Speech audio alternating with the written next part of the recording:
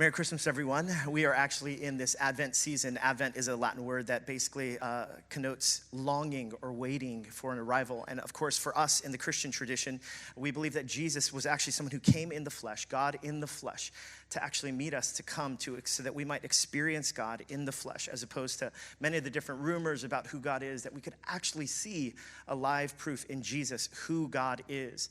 Now, some of you, as Catherine was reading this passage, many of you were thinking, how in the world are we going to preach this passage here? There's just a bunch of names here. Now, I think that actually sets the scene for kind of this sermon series called The Unexpected Messiah, because this genealogy back in those days, especially in an oral culture in the ancient world, the names of people meant a whole lot. And the reason why was because that's how traditions were passed on. And so genealogy, there was so much that was packed into a name, especially a family name. So you could imagine when people hear the names of genealogies, people would lean in. Now, again, in today's world that's so global and diversified, and there's something called Google, many of us, perhaps, when it comes to information and kind of what we learn from genealogies, we can just Google these names. But if you could imagine in the ancient world, the names and the histories associated with families meant so much that whenever someone would actually hear the name of a family, they would lean in, because that story, the story of this family, meant so much. And they would tell so much about a family. Now, here's what's so interesting, right? Because this is Matthew, the Gospel of Matthew, which is a historical account of the person of Jesus. So these are real names of people that lived, and Matthew is actually listing them out. Now, keep in mind, though, Matthew starts what we call in the Christian tradition the New Testament. Now, before that, there's been thousands of years of writings of scriptures that were written called the Hebrew Scriptures that the people of Israel, all the way from back in creation in the book of Genesis, people have been reflecting on and thinking about who God is and how God reveals himself to his people. And the people of Israel would be a people that would reflect on who this God would be and how God would reveal himself to the world around us. Not only to the people of Israel, but to the world around us. Now, if you know anything about the history of the people of Israel, they were a people that were consistently oppressed. They were marginalized frequently, whether it was in slavery in Egypt, whether it was captivity from Assyria or in Babylon or in exile. What we find is that throughout the history of Israel, it would be a people who are longing for God to show up and to deliver them. So for the people of Israel then, here's the prophecies that would come about the nation of Israel and the way that God would appear. The idea was that God would send a Messiah, an anointed one. That God would send someone that would deliver and rescue a people that have been consistently oppressed, marginalized, and abused. So if you could imagine that God was always a God who was a champion for the weak, the poor, and the marginalized. And oftentimes the people of Israel found themselves in that place.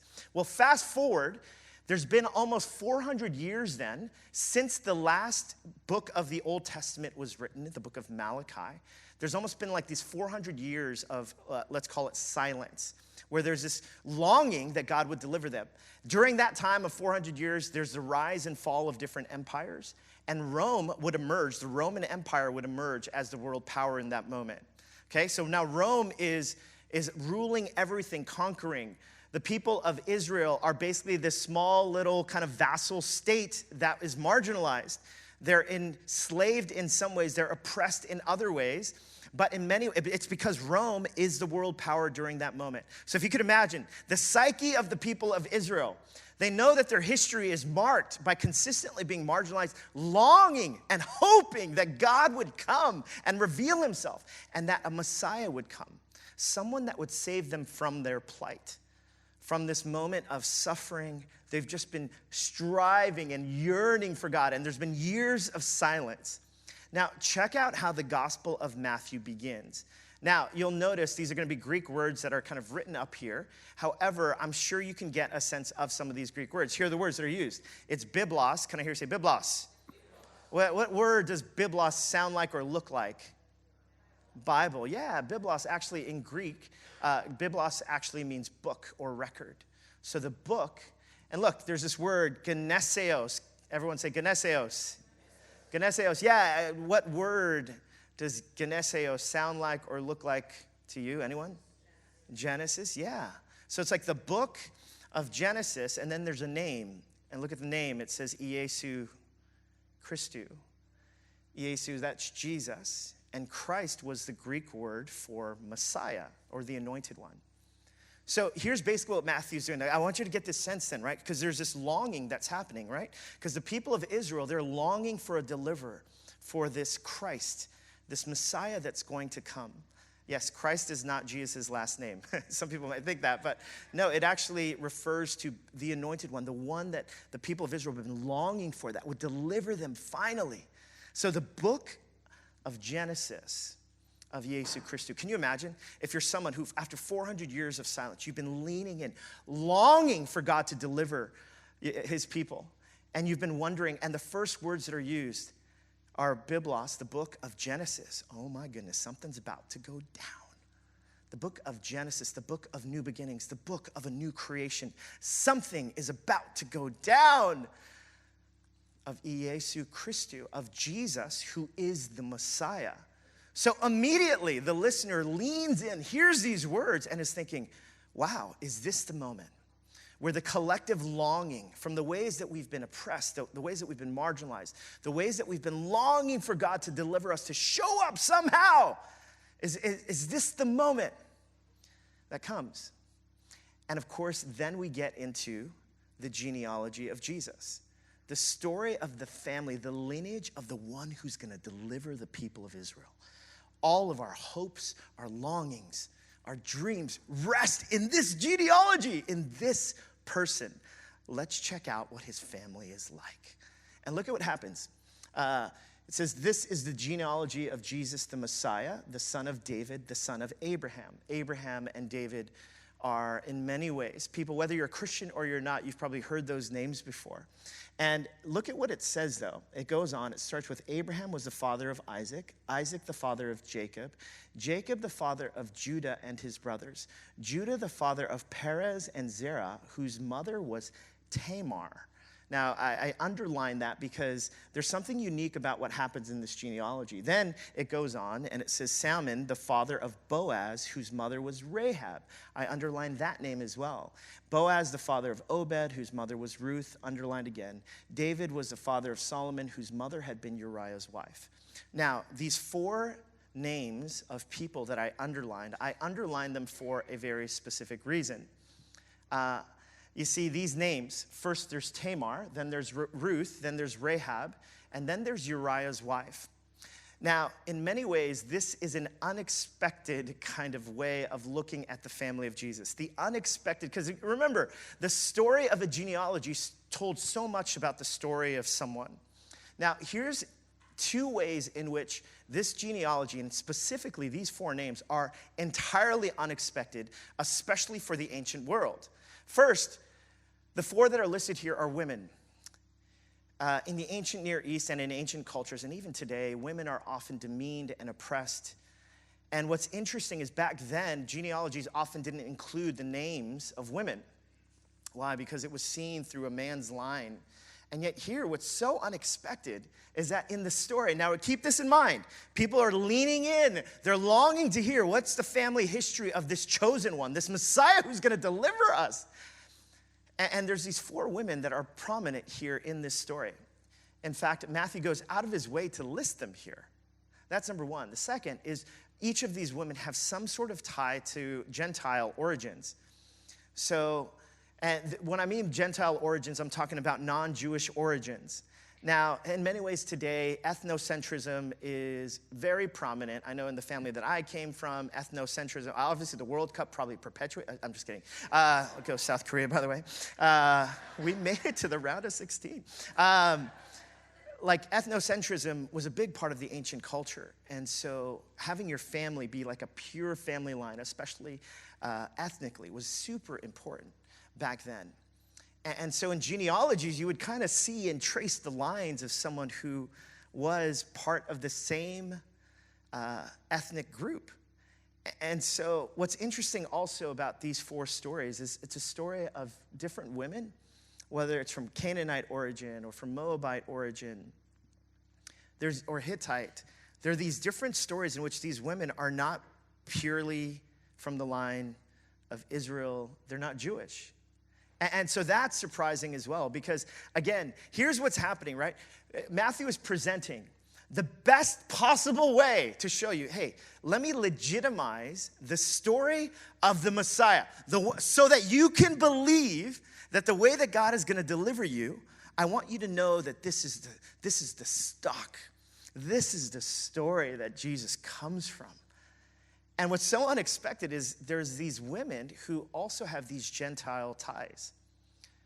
Because back then, if you were to be the king of the Jews or the king of a people group, you'd want it to be pristine or look a certain way. I know that for my family of origin, there was a time where my oldest brother, he was kind of like the black sheep in the family.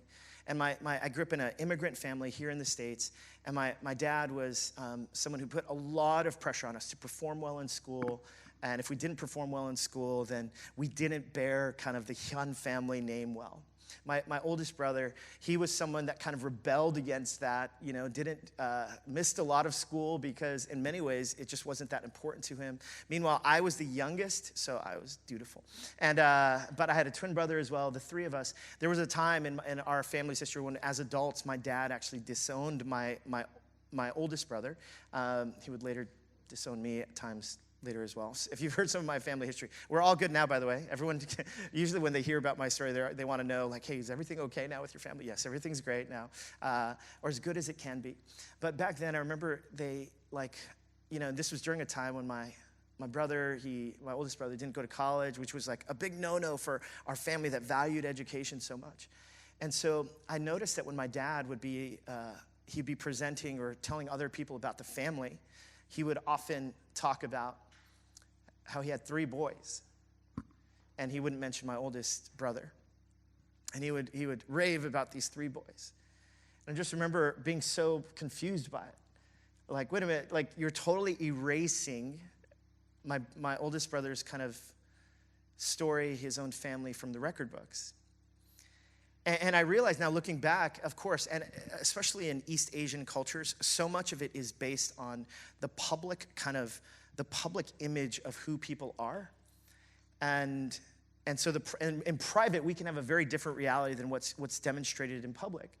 And I realized that my dad carried so much shame around my oldest brother that, of course, what he wanted to show was like how his family, my dad's family, was perfect and pristine, and we could put this gleaming image of who our family was, and yet he would erase the story of my oldest brother, who at the time was struggling through life and kind of figuring things out.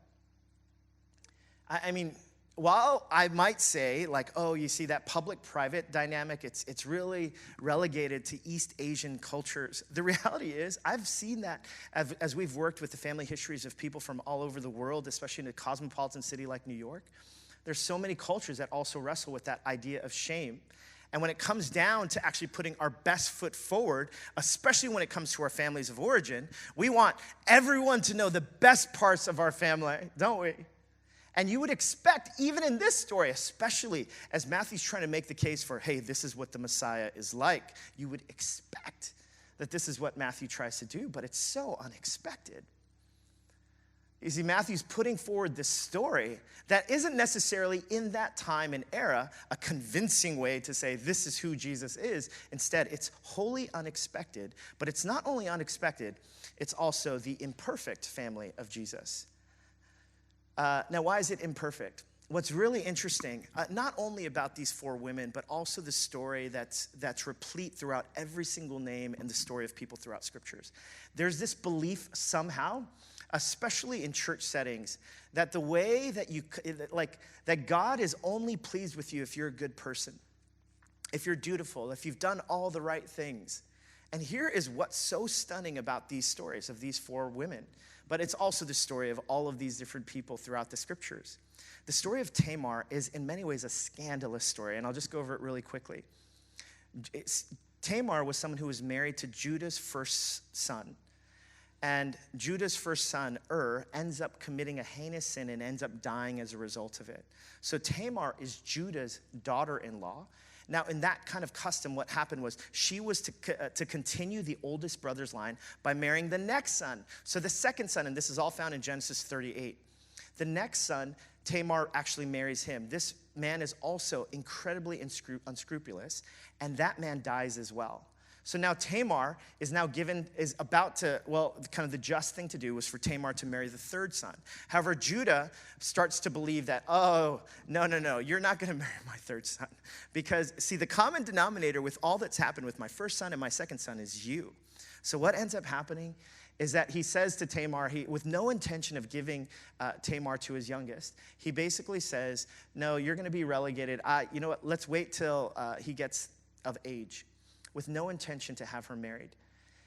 Now, what Tamar does is she ends up dressing as a prostitute, and she ends up sleeping with Judah, and then she gets impregnated by him.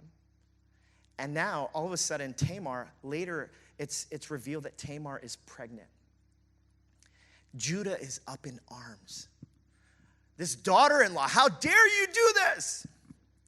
And Tamar basically says, the person who's the father of this child that grows within me is the one who owns this ring and this staff. And it's Judah. And Judah, who is completely ashamed, and he actually gives this public confession, and he says, you have been more righteous than I have. And he actually confesses. Now, you could imagine, this is a scandalous story. Like, what?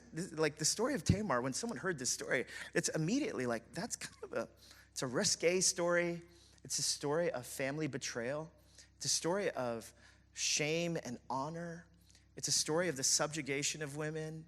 It's a story, and yet this woman taking power into her own hands. Like, it's kind of a shameful story. Now, moreover, if we go to the slide with the list of the names, the story of Rahab, she was known as a prostitute who would help deliver the people of Israel in Jericho.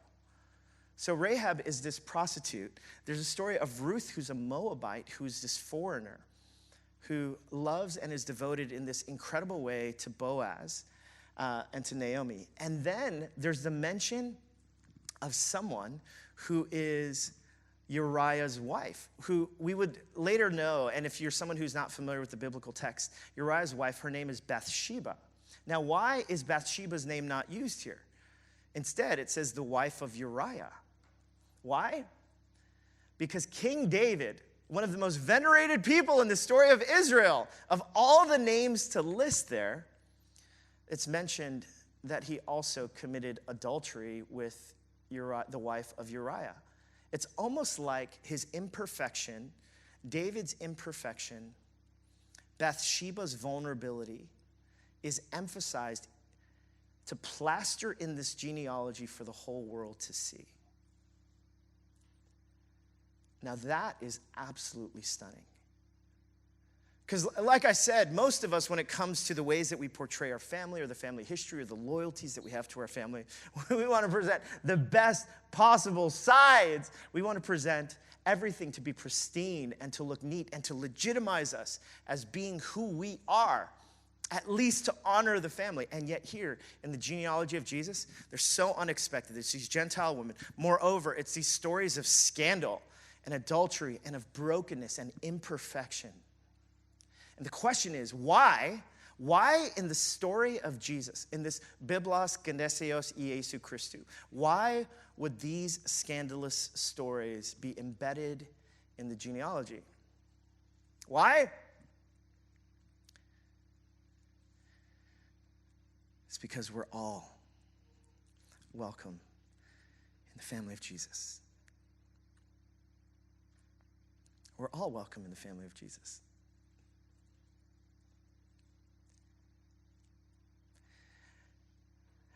The way that this genealogy legitimizes the person of Jesus, it's the raw and honest truth of the journey of human beings who have been marred and broken by life, who have sinned against others, sinned against themselves, and sinned against God.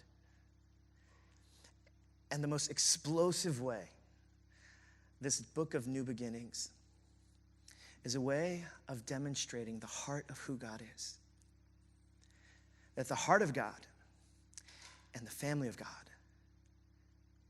is welcome to everyone. No matter your background, no matter your ethnic origin, no matter your gender, We're all welcome in the family of God.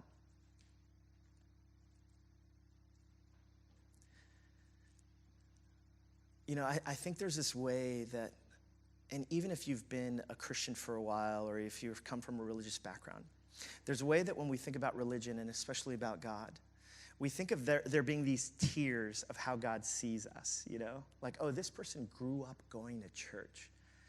That person, like, we're just going to elevate that person one tier, you know?